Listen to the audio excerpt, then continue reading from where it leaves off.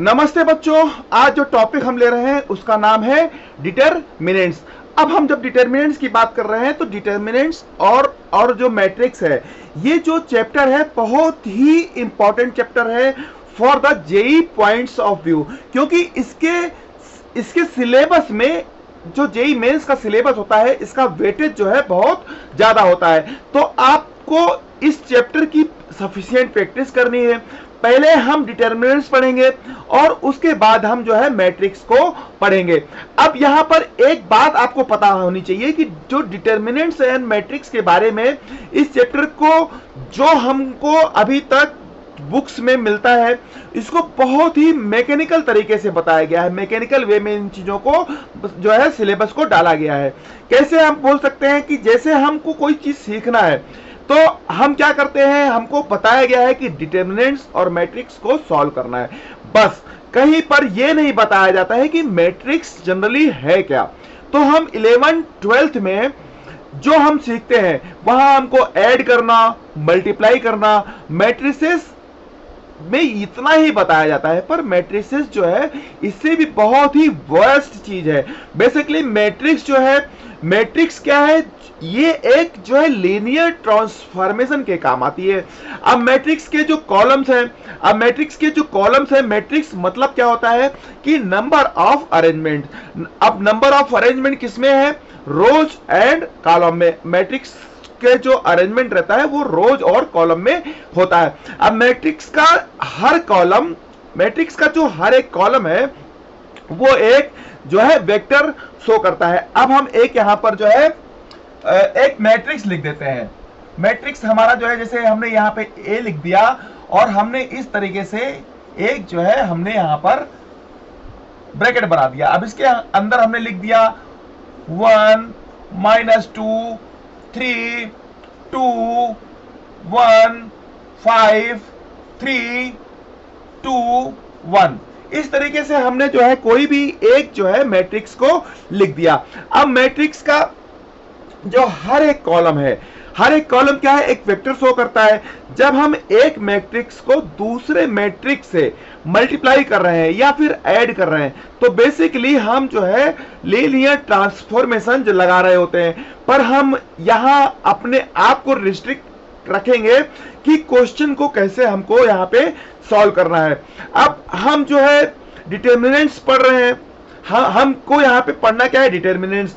तो हम डिटरमिनेंट्स क्यों पढ़ रहे हैं, डिटरमिनेंट्स पढ़ने के पीछे का लॉजिक है कि हमको मैट्रिक्स को समझना है। मैट्रिक्स में बहुत सारी चीजें होती हैं जिसमें हमको डिटरमिनेंट्स की जरूरत होती है। तो हम यहाँ पे डिटरमिनेंट्स क्या है, कैसे सॉल्व करते हैं, उनकी प्रॉपर्टीज क्या होती है, ये सब सीखेंगे।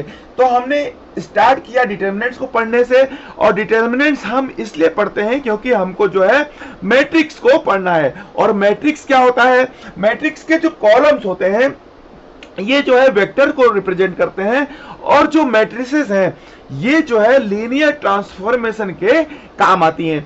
तो बेसिकली हम जो है जो यहाँ पर जो टॉपिक पढ़ रहे हैं इसका हमको बेसिक सिग्निफिकेंस मालूम होना चाहिए। अगर हमको बेसिक सिग्निफिकेंस मालूम है तो वो टॉपिक जो है उस टॉपिक में हमारा इंटरेस्ट बढ़ जाता है।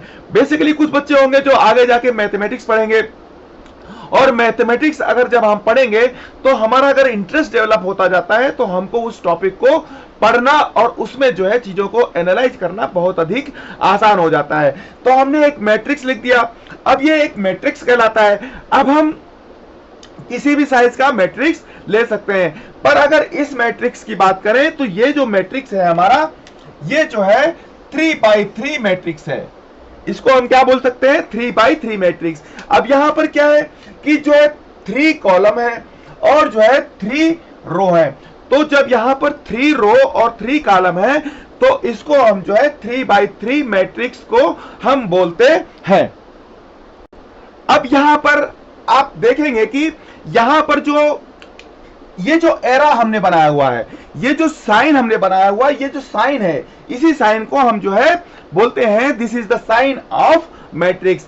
अब डिटरमिनेंट्स में जो है डिटरमिनेंट्स में स्क्वायर जैसा नहीं होगा। जैसे कि हम जो है डिटरमिनेंट्स की बात करें तो डिटरमिनेंट्स में सिंपल सा अगर हम इसको डिटरमिनेंट फॉर्म में लिखें तो हम इसको कैसे लिख सकते हैं, इसको हम सिंपल सा लिखेंगे, स्ट्रेट लाइन खींच देंगे और स्ट्रेट लाइन के अंदर 1 -2 3 2 1 5 3 2 1।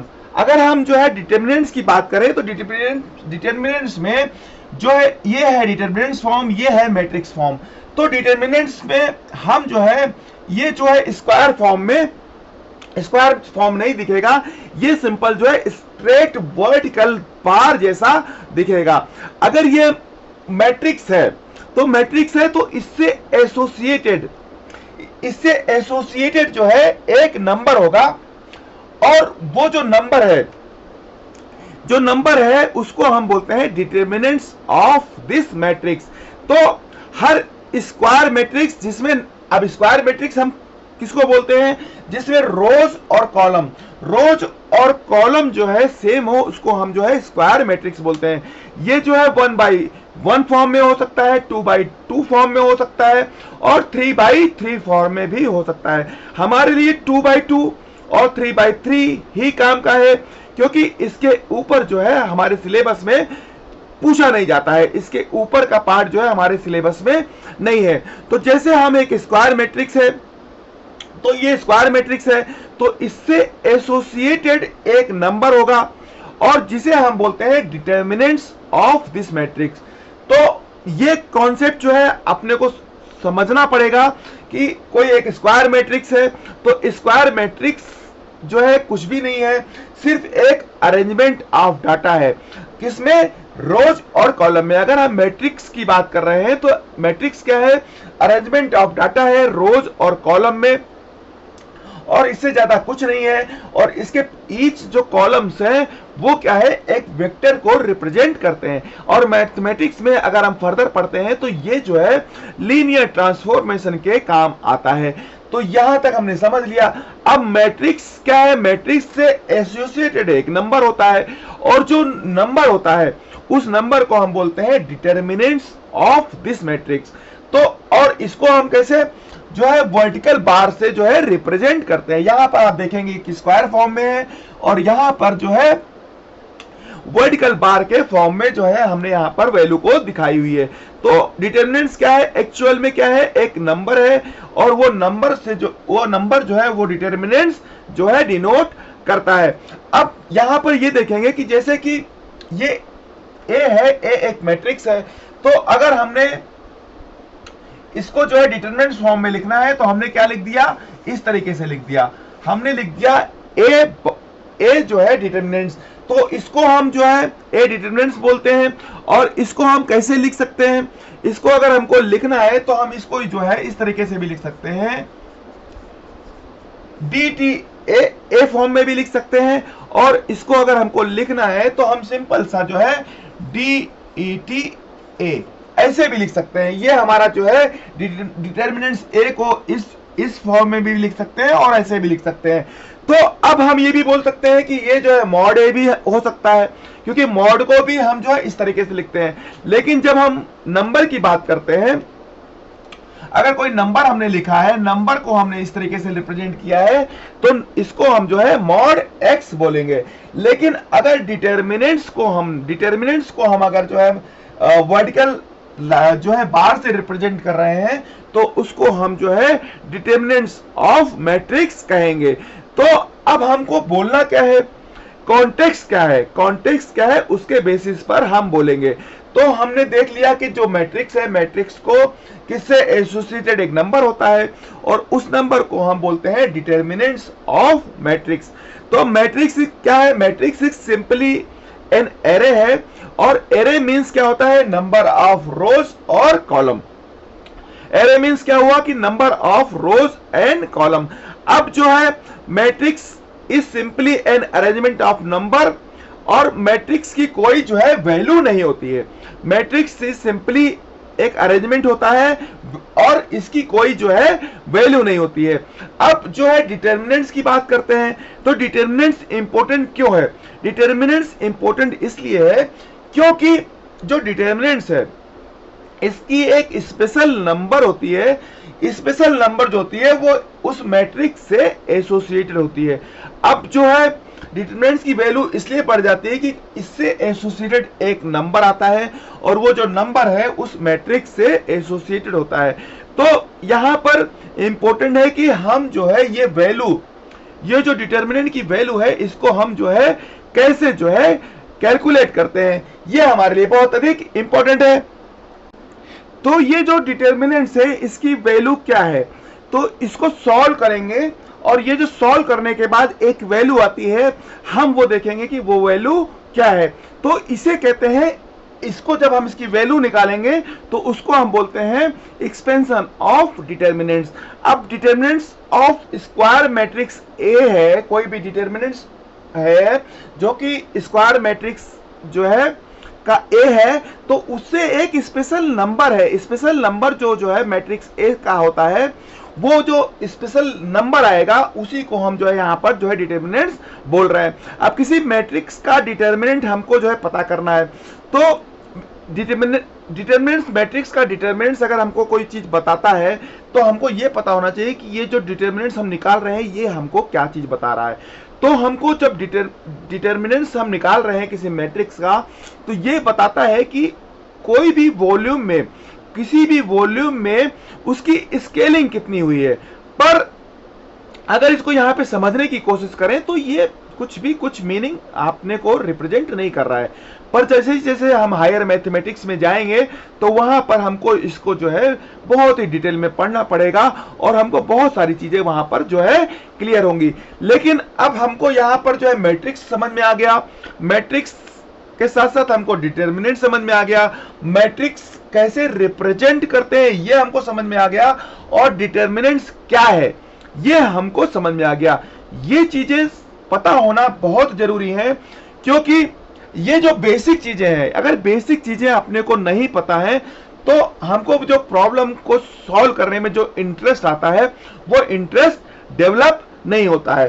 तो ये जो सीरीज जो हम सीरीज लेके आए हैं आपके लिए, इसका सिर्फ एक ही पर्पज है कि जो आप अपने स्कूल्स में पढ़ रहे हैं तो उसका इंटरेस्ट डेवलप हो और उस कॉन्सेप्ट को आप जो है बहुत अच्छी तरीके से समझें, और उसको समझने के साथ साथ आप उस जो है चैप्टर के साथ में उसको सॉल्व करने का जो आपका जो स्पीड है, जो आपकी एक्यूरेसी है और जो आपकी स्कोरिंग पावर है वो बढ़ जाए।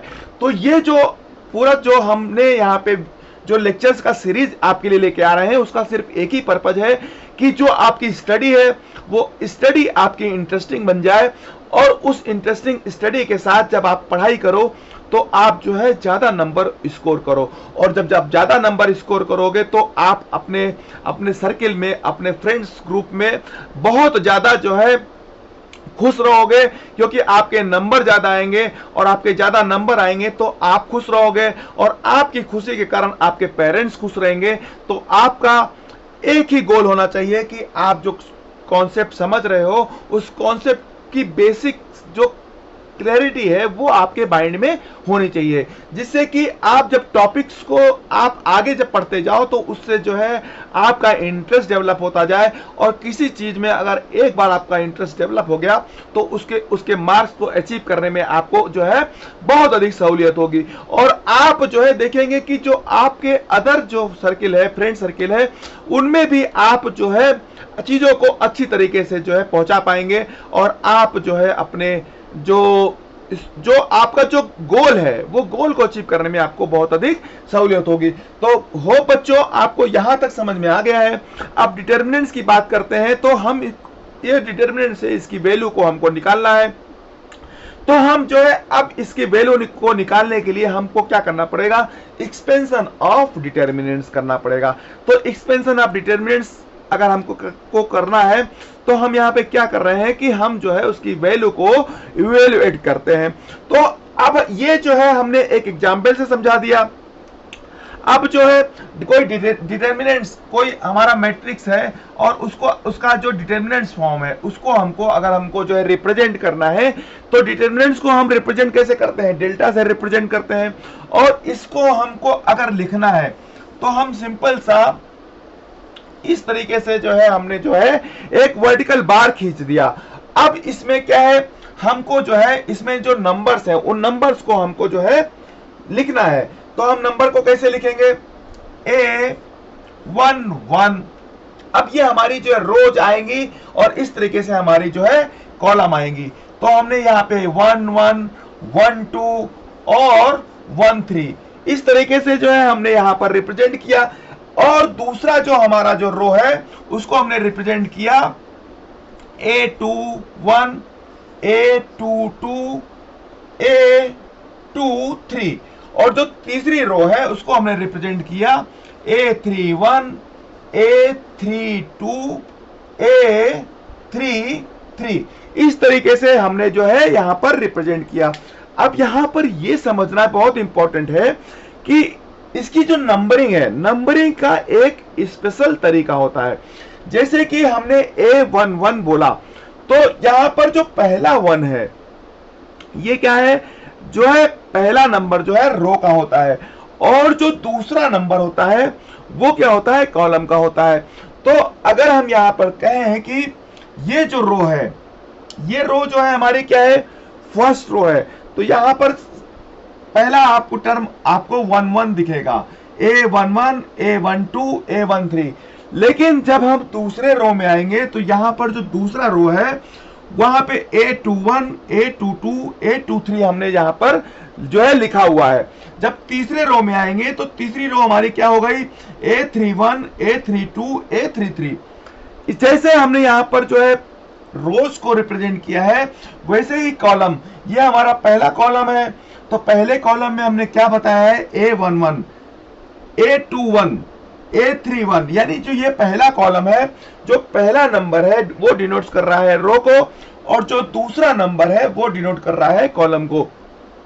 जब दूसरे कॉलम में आए तो A12 A22 A32 जो कॉलम है वो कॉलम सेम है, ये दूसरा कॉलम है। तो हमने यहां पर A12 A22 A32 हमने यहां पर जो है डिनोट किया है।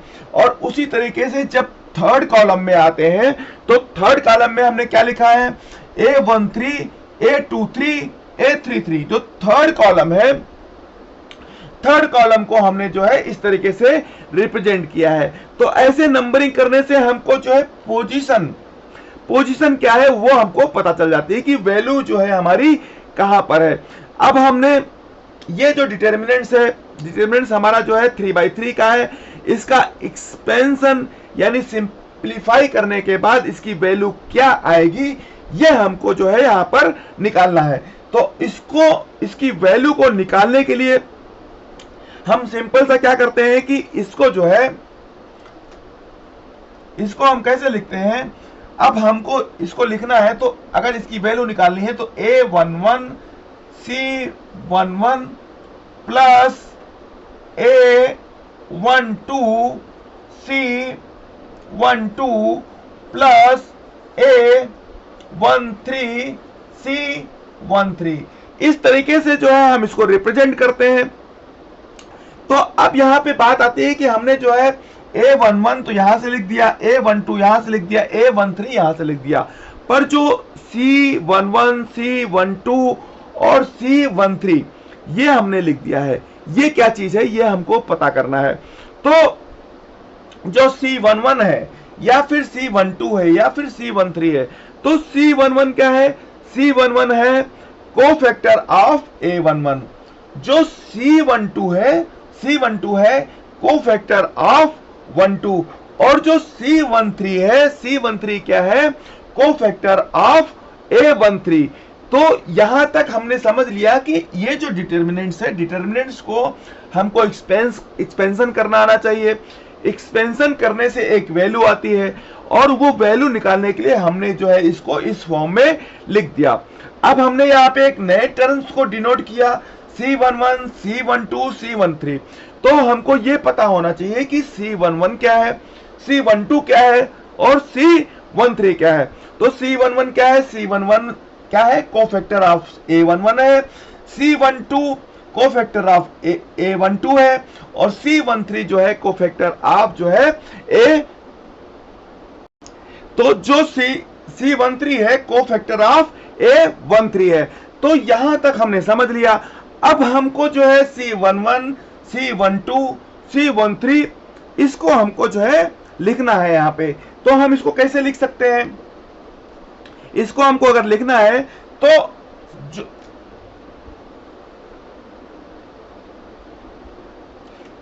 A11 को एज इट इज लिख दिया और हमको लिखना है C11 को। तो जब C11 हमको लिखना है तो C11 हमको लिखने के लिए क्या करना पड़ेगा कि यहां पर जो है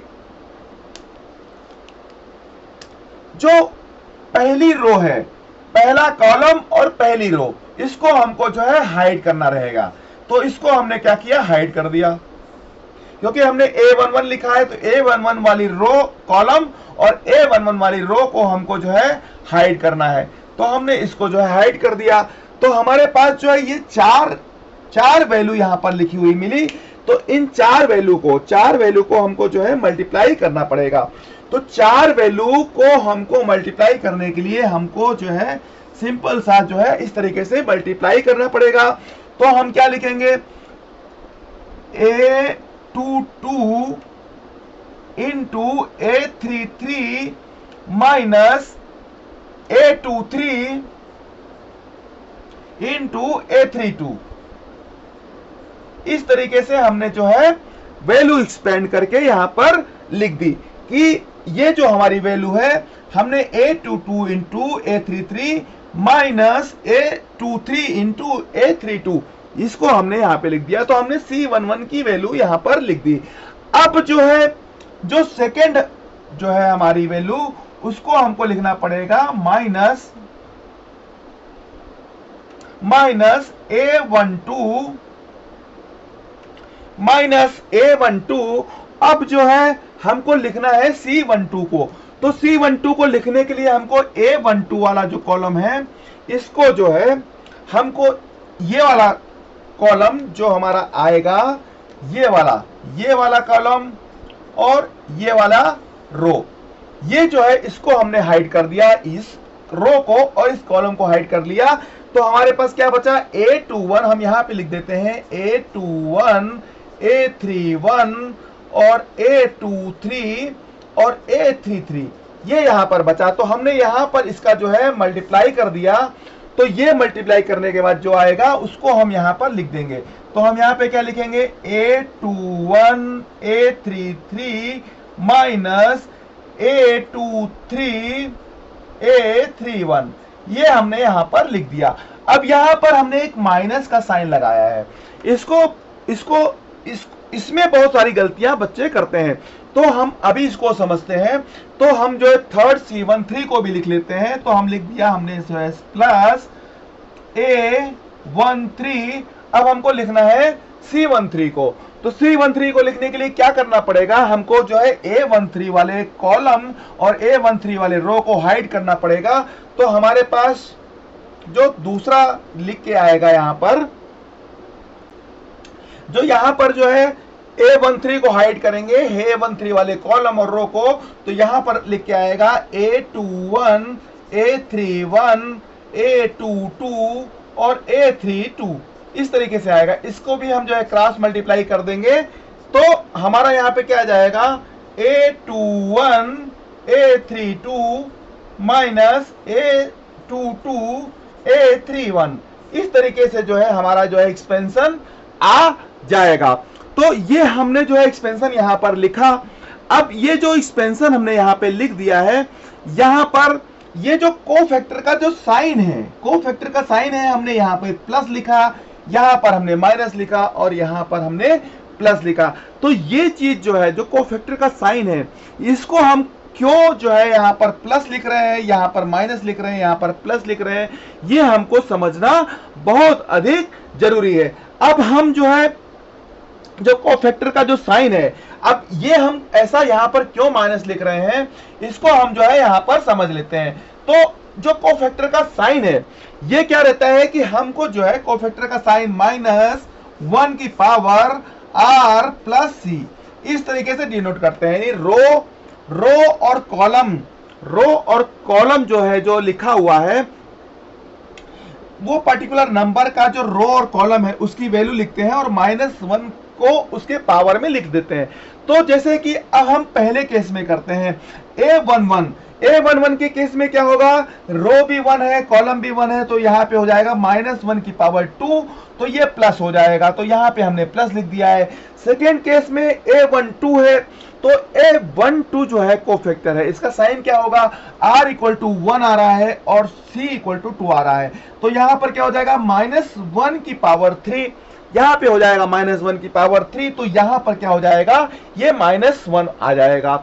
और जैसे ही हम यहाँ पर आते हैं A13 के केस में आते हैं, तो यहाँ पर R की जगह पे 1 आएगा और C की जगह पे क्या आ जाएगा, 3 आ जाएगा, तो ये 4 हो जाएगा। तो -1 की पावर 4 जैसे ही आएगा तो ये हमारा जो है प्लस साइन हो जाएगा। तो इसको याद करने का आसान तरीका क्या है कि हमको क्यों हमने यहाँ पे प्लस लिखा, यहाँ माइनस लिखा और यहाँ पे प्लस लिखा, ये हमको समझ में आना चाहिए, क्योंकि कोफैक्टर का जो साइन होता है वो -1 की पावर R प्लस C से आता है। अगर हमको कोफैक्टर का साइन जो है क्यों लिखा है वो हमको समझ में आ गया तो चीजें आसान हो जाती हैं। और हम यहाँ पर कोफैक्टर के साइन को अब समझना है, तो यहाँ पर प्लस होगा, सेकेंड यहाँ पे माइनस होगा, प्लस होगा, minus plus minus plus minus plus, इस तरीके से जो है हमारा जो है साइन जो है कोफैक्टर का साइन जो है बदलता जाता है। तो देखने पर ये फार्मूला बहुत बड़ा दिख रहा है, बहुत बड़ा दिख रहा है फार्मूला, पर ये बहुत आसान है, ये कोई मुश्किल काम नहीं है। पर प्रॉब्लम क्या है कि इसमें एक्यूरेसी नहीं आ पाती है, इसमें बहुत सारी चीजें करनी पड़ती हैं। तो हम आपको जो है शॉर्टकट तरीके बताएंगे। जो शॉर्टकट तरीके होते हैं वो कंपैरेटिवली मेरा मानना है, हमारा खुद का ये मानना है कि इससे जो है चीजें बहुत अधिक कैलकुलेशन कंपैरेटिवली ज्यादा सही आते हैं।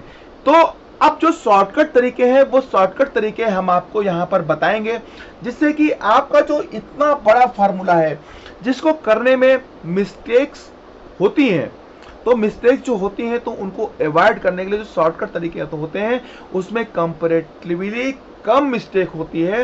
तो वो जो शॉर्टकट तरीके हैं वो हम आपको जो है इस लेक्चर्स में बताएंगे। तो अब यहां तक हमने जो है चीजों को समझ लिया है।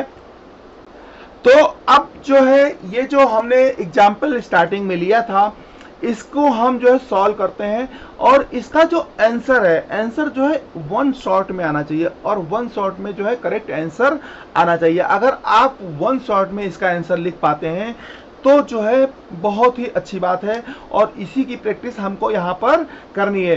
प्रैक्टिस करनी पड़ेगी, प्रैक्टिस करनी क्यों पड़ेगी, जिससे कि गलती ना हो। और चीजें बहुत आसान है तो हम उन चीजों को इग्नोर कर देते हैं, और जिससे क्या है हमारी जो गलती होती है, गलती सिंपल चीजों में होती है, कोई बड़ी चीजों में गलती हम कम करते हैं, पर जब कोई आसान चीज होती है तो उसमें गलती होने की संभावना बहुत ज्यादा होती है।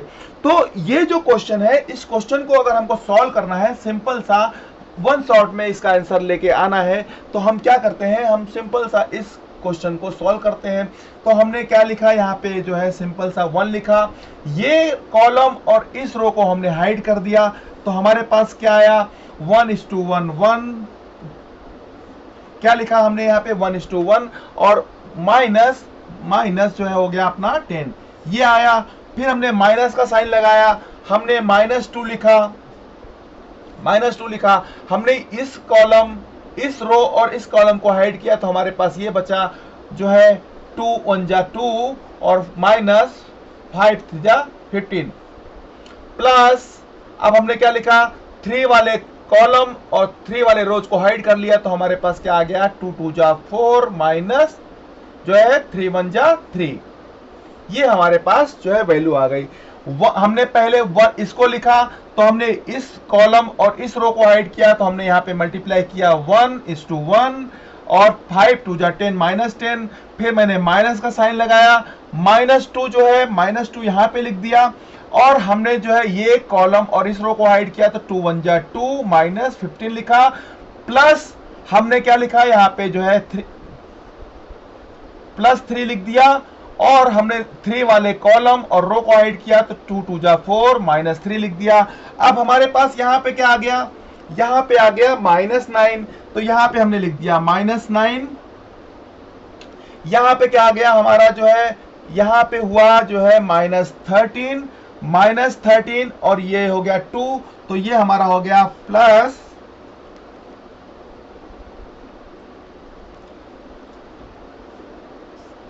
यहाँ पे आ गया जो है, ये माइनस यहाँ पे आया, यहाँ पे जो है प्लस हो गया, तो यहाँ पे क्या हो गया माइनस -26 आएगा, क्योंकि यहां पर आया -13 इंटू 2 -26, क्योंकि माइनस माइनस प्लस हो गया, और यहां पर क्या आ गया, यहां पे आ गया 1, तो यहां पे आ गया हमारा जो है 3, तो यहां पर जो है 3 आ गया, यहां पर -26 आ गया, क्योंकि -13 इंटू 2 जो है तो -26 हो गया, और यहां पर आ गया -9, क्योंकि -9 इंटू 1 क्या हो गया -9 हो गया, तो यहां पर हम क्या देखते हैं कि ये हो गया -35 प्लस 3, तो यहां पर आ गया माइनस जो है 32, -32 जो है ये जो है हमारा आंसर आ गया। तो हमने देखा कि जो डिटर्मिनेंट्स है, डिटर्मिनेंट्स की वैल्यू हमने कैसे निकाल ली, यहां पर हमने एक्सपेंड कर करके और जो है वैल्यू निकाल ली। तो ये सिंपल सा जो है बहुत ही आसान तरीका है, पर इसमें थोड़ा प्रैक्टिस आपको करनी पड़ेगी, और प्रैक्टिस करने से जो है आपकी जो मिस्टेक करने की संभावना है वो जो है कम हो जाएगी। और ये जो डिटरमिनेंट्स हमने सॉल्व किया है, ये एक तरीका है, इसके जो शॉर्टकट तरीके हैं वो हम आपको अगले लेक्चर्स में आपको बताएंगे, जिसमें कि हमारा ये मानना है कि उसमें गलती होने की संभावना जो है बहुत ही कम होती है, एक्यूरेसी के चांस बहुत अधिक बढ़ जाते हैं। तो हो बच्चों, आपको ये चैप्टर जो है समझ में आया होगा, और आपको इसी तरीके के कॉन्सेप्ट को अच्छी तरीके से समझने के लिए जो है आप प्लीज जो है इस चैनल को जरूर सब्सक्राइब करिएगा, जिससे कि आपको पूरे आपके जो 2 साल की जो जर्नी है उसमें आपको किसी तरीके की जो है, जो आपको जो है जो एक्स्ट्रा फीडिंग है, जिससे कि आपके कॉन्सेप्ट को और बेटर बनाया जा सके, उसमें आपको मदद मिले। थैंक यू बच्चों, थैंक यू वेरी मच।